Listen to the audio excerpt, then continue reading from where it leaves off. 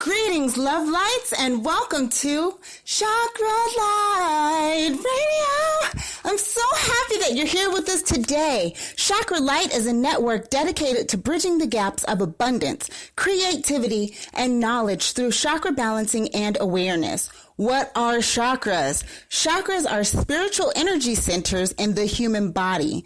The 7 primary chakras that we deal with here on Chakra Light is the root chakra. This is the number 1 chakra located at the base of your spine. The color is normally red, and this is near your coccyx. And this energy center manages your sense of safety and security.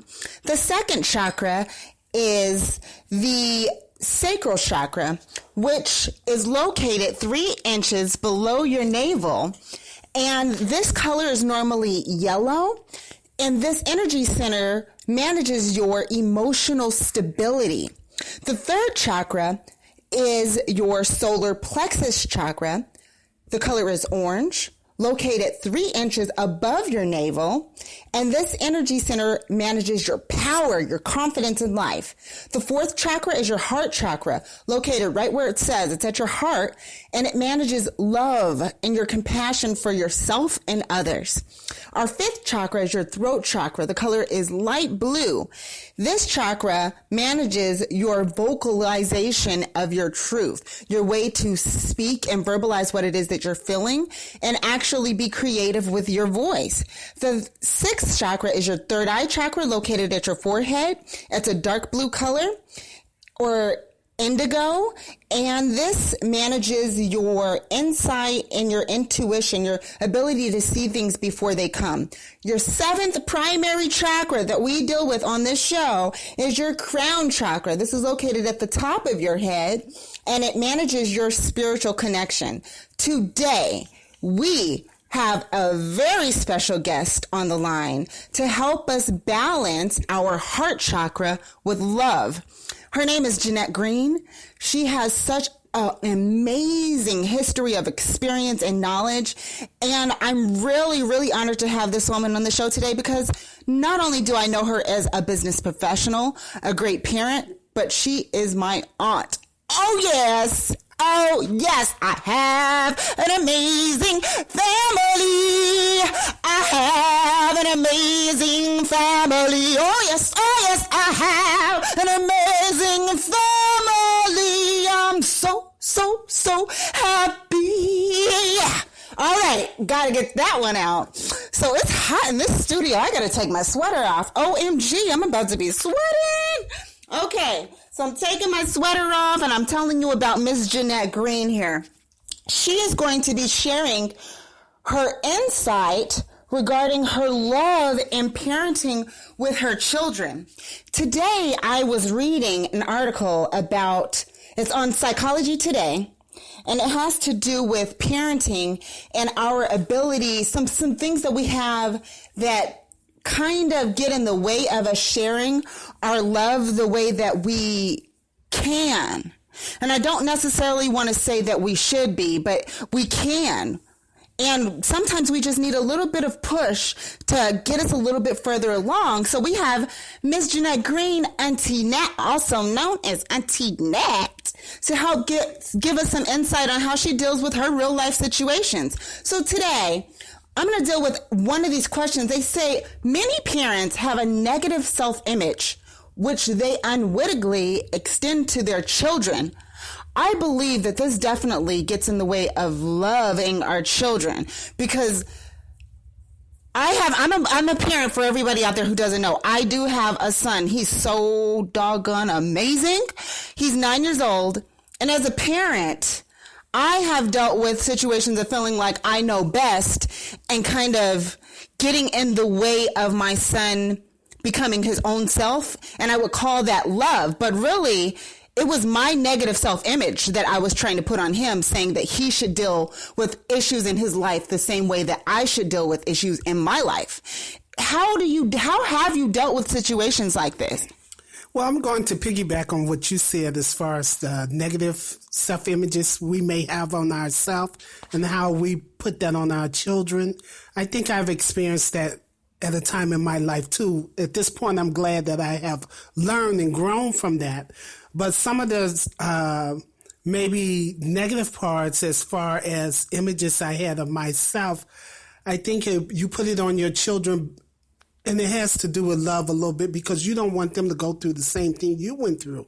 But I think what we have to realize as parents, that no matter what we went through or what we feel about ourselves, that our children are going to experience life for themselves. And if we give them a negative view of what we feel is negative in our life, it's not going to help them. So we have to realize that, number one, they are not us. Number two, we have to let them make some of their own mistakes and grow from them, and be there to advise them along the way and give them help along the way. For example, with me being of a darker complexion, sometime in my life when I was younger, I wanted to be of a lighter complexion. Well, one of my daughters is of dark complexion, and I thought she was feeling like I felt. Well, you can't assume that your children are going to feel like you feel, whether you're too small, too big, too tall, too short. No matter what it is, we have to realize that if we put that negative energy on our children, they're going to be negative too. But if we give them a different point of view and make them feel good about themselves, regardless of what we went through, then they'll begin to feel good about themselves. I totally agree with that.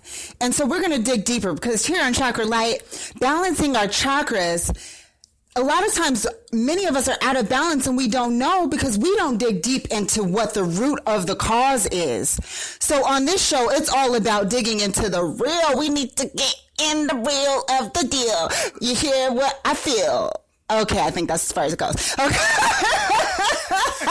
All right, but yeah, so we got to dig a little bit deeper, because that's surface conversations that most of us have, but we got to take that and go a little bit deeper. You ready? I'm ready. Okay.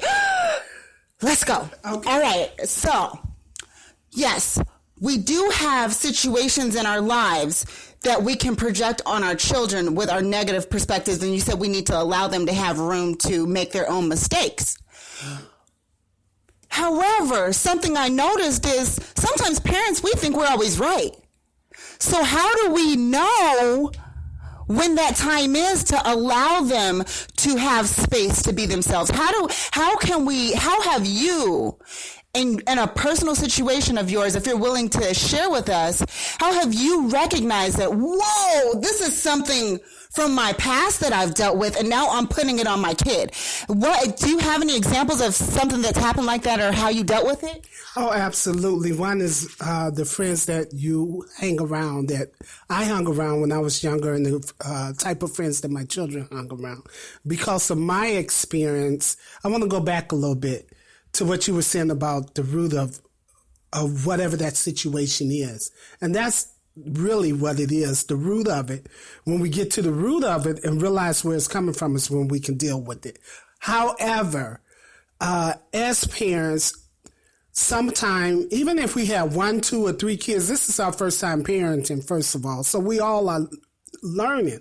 And with me, because I felt like, oh, I've been through it, I know what kind of kids these are. When my children will hang around a certain group of people, or children who were doing certain things, I was absolutely, no, you can't do it. You're not doing it. You're not going. You can't hang around this person, because I was thinking about when I grew up and the people I hung around.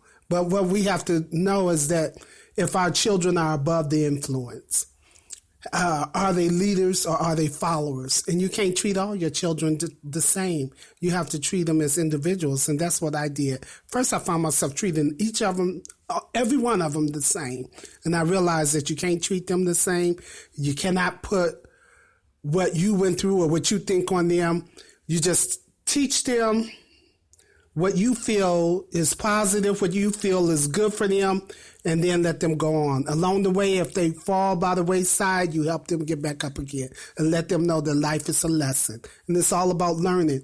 And if you go through something and you realize that that was not the best thing to do, learn from it and do it different the next time. I hear that. Okay. So now we got to dig a little bit deeper. You ready? I'm ready. All right. Let's go. Okay. So, okay, one of my favorite books is a book called the Bible. I don't know if some of you heard of it or you might have read it, but it's one of my favorite books because there's some really good, dope information in there if you can break it down with an open mind, right? There's a scripture in there, I might not be saying it right, but it says something like, train up a child in the way they should go, and when they get old, they won't depart from it, or they won't separate from it, or something good like that, right? So you were speaking about, we have to, I'm paraphrasing here, we have to know if our child is a leader or a follower, and that will help us understand if they're ready to make their own decisions. Well, doesn't that really come back to parenting? Absolutely. Well, it does. But in that is a part of parenting. And you train them up in the way they should go. And when the Bible says that they won't depart from it, it's not saying that they will not make mistakes, that they will not do things that they shouldn't do. But what's in them will always be in them, and it'll come out. And as they grow, that word is still in them. And they will be able to take what they learn, take that word in them, apply it to their life, and help them get through any situation. That's good stuff. So I have to tell you something that I recognized and learned. I was blessed to be raised in a home that's very spiritual. Raised in the church, but it gave me spirituality. I'm not religious by far. No, sir. However, I'm very spiritual. So when it comes to spiritual truths, now you've got my attention. And I was blessed to be birthed into this awareness from my household because my father is a pastor, okay? So knowing this and just being around spiritual things all the time, it gave me a sense of knowing my intuition and knowing myself in a way that was deeper. I kind of expected for everybody to have this.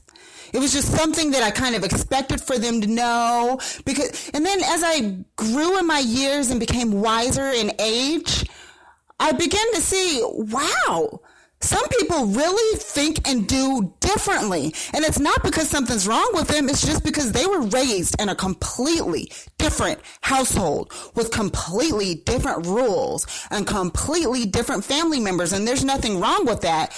But to help everybody who may be the first leader in their family today after hearing this podcast, how do we help them? What are some signs of knowing if we're teaching our children to be leaders? Well, one thing you said, your favorite book is the Bible. And I read the Bible all the time. And one of the things in the Bible, one of the scriptures in the Bible tells us to know them who labor among us. So it's the same with knowing the people around you. You stated that you realized that in different families, different households, different people were raised different, and that kind of shocked you. Well, with our children, as we teach them different things in life and about life, and they go on about life, we also have to teach them that families are different cultures, not only what country. Well, let me step back. Depending on what country you're from, what nationality you are, we have to teach our children that everybody is different. And once they learn that everyone is different and are able to accept that, you may not have to accept each individual, but accept the fact that we all are different, they can get along in this world better, make better choices, and become leaders. And you give your children as they growing up, different tasks and and allow them to be in different situations and see how they respond to that. And you can see them becoming leaders as you allow them to make decisions, allow them to do things on their own and guide them along the way. If we do not allow our children to make decisions, and sometimes as parents we don't because we're afraid, so we make every decision for them. And then when they get out on their own, they're used to us making all the decisions, and it's hard for them to make decisions. But if along the way we allow them to make decisions, then they can see the results of it, good or bad, positive or negative. We can give them insight on that decision and allow them to understand the consequences of that decision. And that's what helps make leaders. That's good stuff. Because